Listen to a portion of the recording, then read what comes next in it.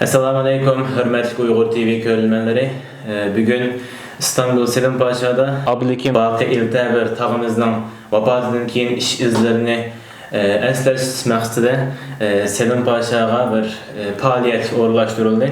Bu fəaliyyətin Doktor Hacı Qutluk akımızla söhbət edib beriş arqılıq Abdülhakim Baqi İltəbir tağımızın teximi yaxından tanış iş izlerini teximi yaxşı biliş üçün söhbət edib baxmaqçı. Assalamu alaikum, qanday ahvalınız? Rahmetullah selam.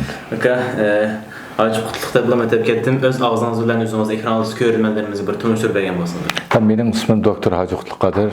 Yaponiya Kagoshima Xalqaro Universitetining o'qituvchisi. Hozir Türkiye bilan xizmat bilan kelgan. Türkiye Çanakkale 18 Mart Universitetida xizmat qilyapman va tadqiqot bilan shug'ullanyapman. Rahmat. Sizga rahmat. Hacı Qutluk'a siz bu Abdülhakim Baqi İltəbir akımızın işinizden yaxşı bilsiz. Muş doğruluq bizden qısqaç bir məlumat gəlib bizden teximi yaxşı tanıtıb bergen bolsunuz. Rahmat. Abdülhakim İltəbir Baqi mening ustozim bo'ladi. Shundaqla men ahlimni bilsam, oilamiz bo'yicha tanishadigan, bilishadigan zotlardan biri. Marhum Abdülhakim İltəbir Baqi bu yil 8-ayning 8-kuni Washingtonda vaqtsiz olamdan ketdi. Merhumның hayat izleri, siyasi faaliyetleri ve icari hakkında toxtalsak bu naytım uzun vakit egellaydı. Şunun merhumның siyasi hayatı, icariyeti ve ictimai faaliyetler hakkında ben körülmelerge kısıkçılık toxtalıp ötümen. Merhum gerçi özü Ürümçide tug'ilgan bolsa-mu, merhumның ata boboları Qashqar Beshkeremdan köçek çıkıp Köçekte Mahmud Qashqari başlangıç mektebining qurilishiga sababchi bo'lgan. Keyin dadasi Baqankam Shiho kelib, Shihoda dunyoga kelgan. Undan keyin oilasi bo'yicha Ürümchiga ko'chib kelgan.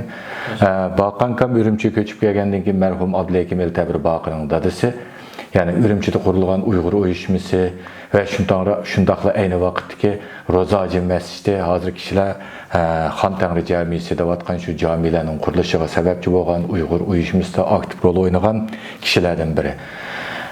Marhumning dadasi, yani Uyg'urlarningki ma'rifi bo'lsin, diniy faoliyatlari bo'lsin va boshqa jihatdagi ma'naviy faoliyatlarga Ürümchida ko'p kuch chiqargan Uyg'ur zotlardan biri. Merhum Abdülhakim İltəbir Baqi özü Ürümchide tug'ilgan, o'zining yoshlik davri Ürümchide o'tgan ve keyingi vaqtlarda Sharq Turkiston Xalq partiyasi qatnashib, Xitoy hukumatining ziyonkashligiga uchragan madaniyat inqilobidan keyin, yani Ürümchi tajriba o'tir maktabda o'qituvchilik, yani ma'rifshunoslik, yani ma'rifchilik bilan o'tgan, bu ma'rifchilik bilan shug'ullanish jarayonida merhum Abdülhakim İltəbir Baqi tajriba o'tir maktabda G'uncha jurnalini ta'sis qilib, G'uncha jurnalini merkez qilgan holda adabiyot gurjigini barliq keltirib, bu jarayonda nurg'unlagan yazıqchilikqa yoshlarni yetaklab, nurg'unlagan shoirlarning hozirgi vaqtdagi nurg'unlagan yozuvchilarning barliq kelishiga sababchi bo'lgan. Abdülhakim İltəbir Baqining bir o'quvchisi, shundaqla yetishtirgan bir shogirdlardan bo'lish sifatim bilan marhumninki, yani adabiyot safida Uyghur yoshlarni yetildirishda qo'shgan to'kpilarini zo'r deb qarayman. Uningdan boshqa marhum Ürümchi kashlik gezisida vazifa o'tagan zamonlarda Ürümchi tarixi ve shundaqla Sharq Turkistonning tarixiga doir nurg'unlagan tarixiy maqolalarning e'lon qilinishiga sababchi bo'lgan, nurg'unlagan nodir asarlarni Uyg'ur kashlik Ürümchi kashlik gezisida e'lon qilgan. Keyin Xon Tangri jurnali ta'sis qilingandan keyin Ürümchi Xon Tangri jurnaliga berib, Xon Tangri jurnalida bosh muharrirlik vazifasi o'tagan. Bu jarayonda yani Uyg'ur adabiyotining hozirgi zaman davri bo'lsin ve klassik davri bo'lsin ve yaqinqi zamondagi Uyg'ur adabiyoti bo'lsin, buni birlashtirish, bularga ko'riklik rol o'ynashda nihoyat aktiv xizmat qilgan. Ayni vaqtlardagi Sharq Turkiston Cumhuriyetining qurilishiga sababchi bo'lgan Abduqodir Damollamning o'g'li Abdülaziz Mahsum qatorliq mashhur zotlarning she'rlarini bergan, madaniyat inqilobida ziyonkashlikka uchragan İbrahim Turdi qatorliq mashhurlarimizning she'rlarini matbuotda yo'riqliq chiqarib xalq bilan yuz ko'rishga sababchi bo'lgan.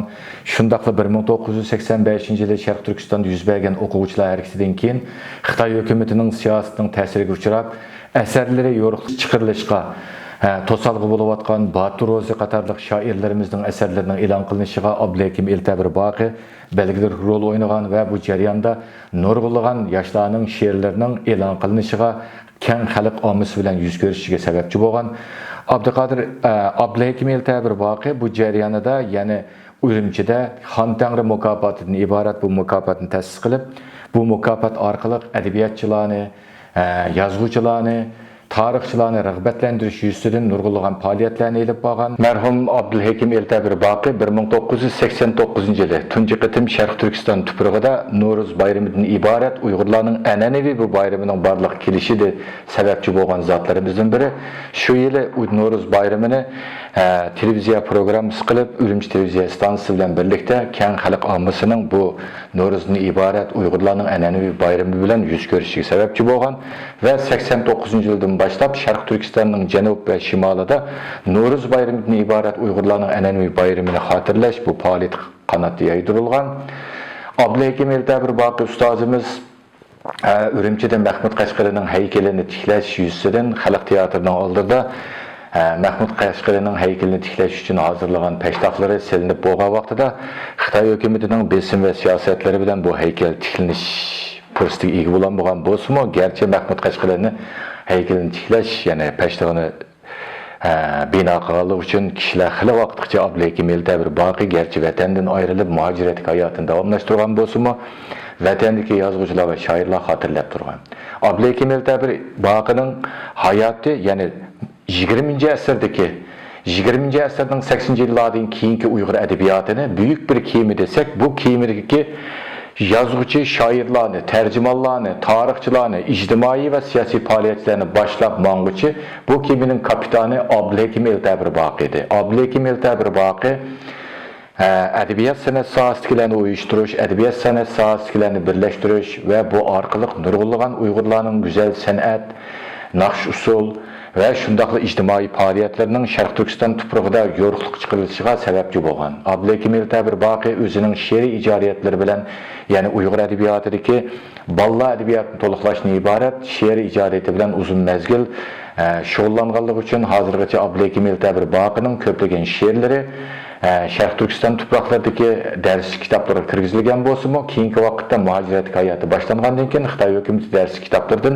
Abdülhakim Eltabir Baqining balla haqidagi she'rlarni chiqarib tashladi. Abdülhakim Eltabir Baqi yani chet elga chiqqandan keyinmi ko'plagan Sharq Turkiston mustaqilligining davosiga ko'p qo'shib, Turkiyada bo'lsin, Amerikada bo'lsin, ko'plagan asarlarni yozish, matbuotlarda shug'ullanish, radiolarda yaxshi programmalarni barliqqa keltirish, shundaqla yosh avlodlarni tarbiyalash, Sharq Turkiston mujodalasi uchun yoshlarni tarbiyalash, siyosiy va ma'naviy jihatdan bularga zo'q va destek berishdan iborat nurg'unlagan faoliyatlarni elib borgan.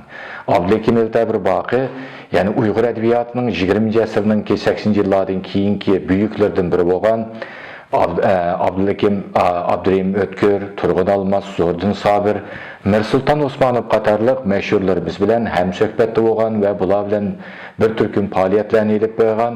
Sharq Turkistonning adabiyot san'ati ma'rif uchun o'zining bir kishilik hissini qo'shgan, unutilmas izlarni qoldirib ketgan Sharq Turkistondan chiqqan naiti mo'tabar ustozlarimizdan biri hisoblanadi. Abdülhakim Eltabir Baqi o'zininki İstanbul'da biçilgan, mesela Kurashgan Ajdodlar nomli she'rlar to'plamida o'zining siyosiy hayoti haqida ko'p to'xtalmaydi. Çünkü o'zining siyosiy hayoti to'xtalgan vaqtida Abdülhakim Eltabir Baqi Sharq Turkiston Xalq partiyasi qatnashgan, Xalq partiyasining ichidagi yoshlar harakatida aktiv tashviqotchilik rol o'ynaganligi uchun va bu tashkilotlardagi bir qism kishilar hozirgacha vatan ichida bo'lganligi uchun bu haqdagi ma'lumotlarni berishni o'zi loyiq ko'rmagan. Lekin Abdülhakim Eltabir Baqi Sharq Turkiston Xalq partiyasi yoshlar guruhida aktiv faoliyatlarni elib borganligi uchun hozirgacha bu partiyaga shohid bo'lgan, bu inqilobni bildirgan kishilar Abdülhakim Eltabir Baqini yod etishidi va eslaydi. Abdülhakim Eltabir Baqi o'zining qisqagina hayoti jarayonida Sharq Turkiston davosiga his qo'shish bilan birga Sharq Turkiston davosining bundan keyinmi texnik rivojlanishi va texnik ahamiyatga ilib berilishi uchun nayti yaxshi farzandlarni yetildirib, ularga otalik mehrini va oilaviy ma'rif ajrini singdirganligi uchun Abdülhakim Eltabir Baqining farzandlarini Amerikada hammamizga ayon 3 farzandi nayti yaxshi xizmat o'rinlarida xizmat qilyotdi. 3 farzandi garchi Amerikada bolsunmu, yanıla dadısıga okşaş Şarkı Türkistan davasıga qoludan kelişçe as qoşup kelyapdydy. Ular mekdeplerini içiş, balalarni ana tilde terbiyeleşten ibaret köplegen faaliyetlerini ilip berýärdi. Bugün mana Abdulhakim Eltabir Bakynyň İstanbuldaki dostları, okuwçylary ve şundaqly bir kısım Abdulhakim Eltabir Bakynyň eserleri bilen, siyasi hayatı bilen tanış bolgan dernekdikiler, teşkilatdikiler ve bir kısım vatanperver zatlar İstanbul'un yani Selim Paşa'ya cem bulup merhumni hatırlap oturupdymyz, onun eserleri ve hayatları hakkında toxtalyp ötüpdymyz. Bunun keyinki merhumni hatırlaş ilip faaliyetleri hakkında ait yaxşı meslehatler boldy. Merhum özünün kıskıgına hayatı jaryanında öşmez izlarını kaldırıp gitti. Merhumunun icari hayatı olsun, siyasi hayatı olsun ve faaliyetleri olsun. Şarkı Türkistan halkının kalbide orunu alğanlığı için mana bugünkü günde yani 8. ayının 8. günü bizden vidalaşkan bolsumu ta bugünkü kadar dünyanın her kaysi yerlerdeki onun dostları, okuwçylary, söhbetdaşları, kalemdaşları onu hatırlap kelyapdydy. Ahırda men merhumның nur içine yetişine, şundaqla ailesinin bunun keyin sabırlık, taqatlik bulup, bəxt ve şahadet içinde yaşını nesip kılamen. Abdulhakim Eltabir Baky ustazımızın perzendlerinin atısının iziği varis bulup, kelgüsü de atısı da büyük işlerini kılışığı işinemen ve inşallah ilahim bu küllerine hemimizin görüşünü nesip etsin. Amin.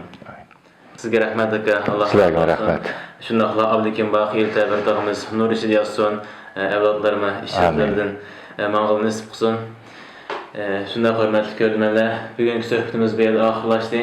Keler katım görüşük aman bulunla, Allah emanet. Allah'a emanet.